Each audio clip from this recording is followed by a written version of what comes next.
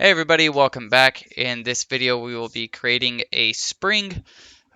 So what I want to do first is come down here to the library toolbar. So what you're going to do, if it's not there, is go over here to View, Toolbars, and make sure you select the library window.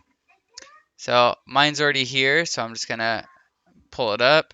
And then go ahead and go to your local library and scroll down till you see games, and then find the one called platform.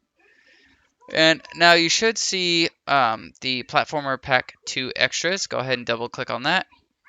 And then we're going to bring in this spring type 2 small, just like that. We're just going to drag it in. All right. And let me unpin this. There we go. Okay, so now what we want to do is bring this down towards our floor, and I'm going to use my arrow keys to define it a little bit better. Yeah, that looks good. Okay, so now in our code, let's go ahead and change this. Instead of the player, let's make it the mask. Okay, and now let's create a new group. So let me close this one. We go insert, group of events, and we'll just call this one spring. And what we can say is if our mask is overlapping with the spring, then we will first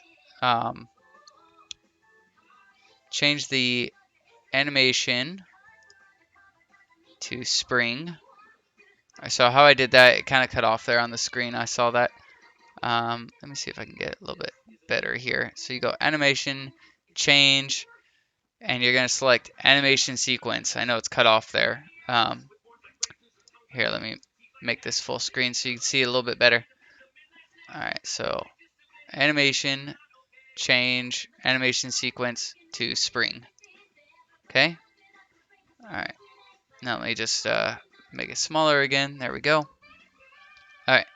Also, what we want to do, because we don't want it to just play an animation, obviously, what we want to do, let's come up to our platform movement object, double click on it, and look at our values here. So our maximum Y velocity is set to 800, and our jump strength is set to 600. So let's change those. How we do that is we come under our platform movement object, and we'll go to variables, and it's cutting off a little bit, but not bad. But what we can do is first set maximum Y velocity. Let's do 1500. Okay, and then let's also change our jump strength. So set jump strength, and we'll set that to also 1500. And also we want it to make our character jump. So we're going to go to on user input jump. So if we hit play now, if we overlap it, it plays it and we jump pretty high, but we have a problem. Now we can always jump high, even to where we go outside the screen, so we want to fix that.